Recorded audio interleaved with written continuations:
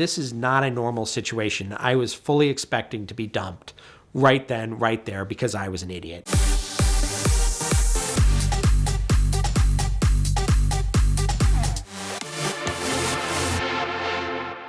When you live a lifestyle in the classic car hobby and you make your living in the classic car hobby, you kind of have to find people, especially if you're married, of someone who has a vague understanding or at least loves you enough to put up with you. Not every person is going to get up to go to a car show at 4 a.m. Not everyone is going to subject themselves to sitting in a 20-year-old truck as you tow a car to an event. I decided I was going to marry the woman I'm married to. Love you, Jessica, if you're watching this. When I attended an event in Highlands, North Carolina, at the time I was living in Greenville, South Carolina. Every year we would kind of drive up to the Highlands Motoring Festival in my family's 4.5 Bentley. It's 1925. It's open tour. It's an original car. And it's a car that we've owned for over 25 years. And it's kind of a member of the family, if you were.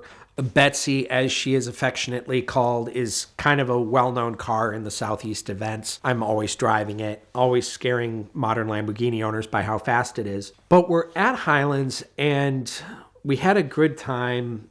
Day comes, we're in the show, and they told us very specifically, I had about a 2-hour drive back home from the top of the mountain down to Greenville. And they said, well, rain is coming. We're going to let you guys out of here early.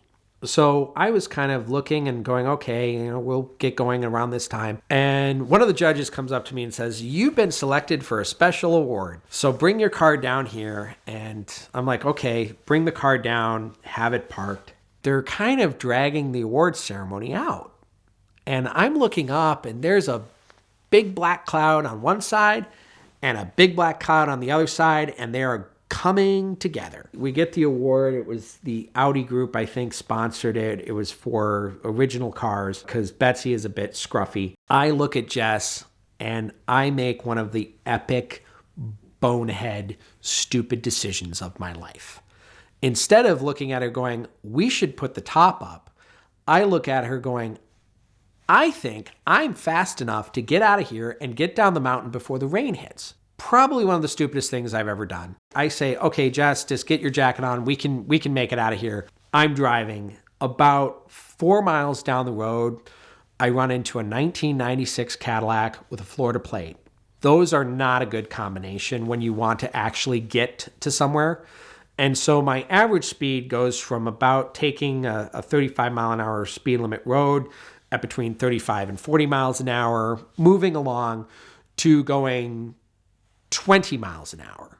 At this point, the sky opens up like it can only open in Western North Carolina. We are in a monsoon of rain, not just a little rainstorm, a monsoon of rain. It hurts. I was so stupid, I didn't even put up the folding full windscreen. I had the little arrow screens. And I'm sitting driving this thing. I am soaked within 30 seconds. Completely wet. I can't even see. I finally, mile or two down the road, finally get to the one spot I could pull off.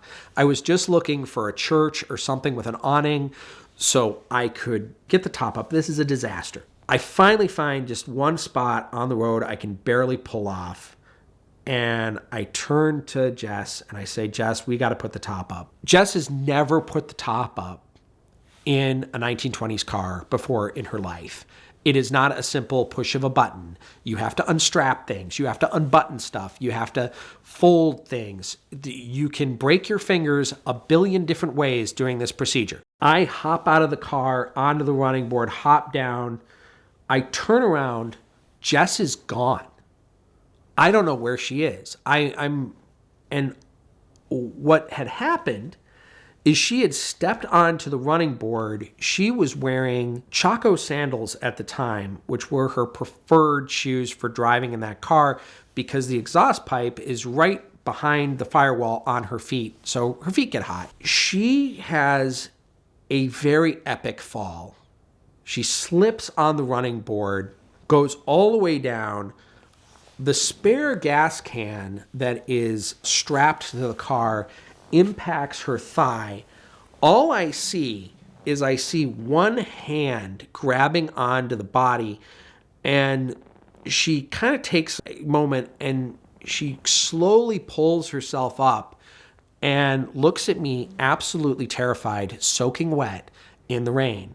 I didn't realize how bad this fall was because I didn't see it. The car literally is a bathtub at this point in time. There's water everywhere. We get the top up. I get in the car. She gets in the car. We motor down the next 40 minutes in pouring rain. In fact, there's water that was coming up through the floorboards as you were splashing on the road. So you are still getting wet. But that's one of the things I really love about the old cars is there's cheap fun and then there's other fun. And I always joke that, the old cars, touring and the old cars when weather is bad, is always that other fun. So, because even if you're kind of miserable at the time, you always remember it. You always remember every bit of it. But it is one of those things you have to have a lot of thought about. Like, you have to think, like, okay, is it going to be 100 degrees and sunny? In which case, you are going to have other things to worry about. You're going to have to worry about, getting sunsick. One of my funniest South Africa stories had to do with a British lady who got horrifically sunsick. And my dad, a doctor in the middle of the South African tour, had to kind of go, him and two other doctors had to look at her and go, okay, you're going to have a problem. Like, you're first and second degree burned all over your body. And you just have to be in the car at that point in time.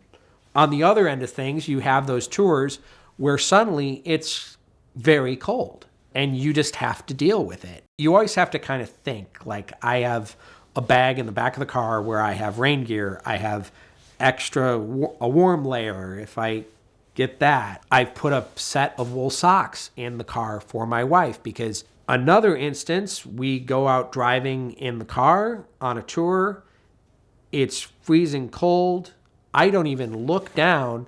Jess still had chacos on because she was expecting it to be hot. Well, I hate to say it, honey, the exhaust pipe isn't going to warm up. It's 40 degrees. The car's going to be, I'm going to be struggling to keep heat in the motor all day.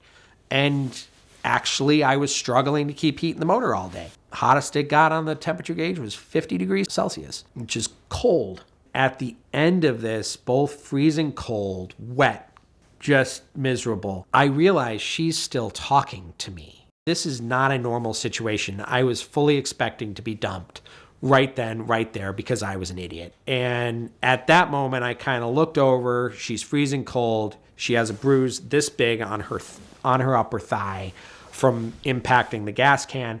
I realized that I should probably get this locked down right now because I'm not going to find another woman who is going to put up with this level of BS.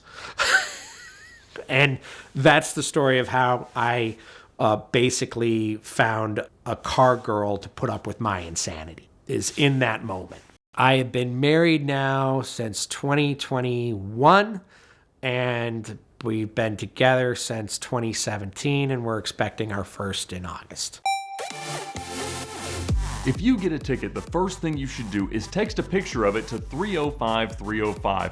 That will get the ticket clinic on your case immediately. You'll be facing costly fines, risks of suspension, possible jail time, points on your license, higher insurance premiums, and a lot of bad things that they can help you to avoid. You can also find them at the link in the description below, but the Ticket Clinic is a nationwide law firm with brick and mortar offices in Georgia, Florida, and California, but they've got attorneys everywhere, and that's what's most important because a local attorney will know exactly how the local laws work, know the people who are in charge, and get you the best outcome possible. So text a picture of your ticket to 305-305 or click the link in the description below to fight your ticket with the Ticket Clinic.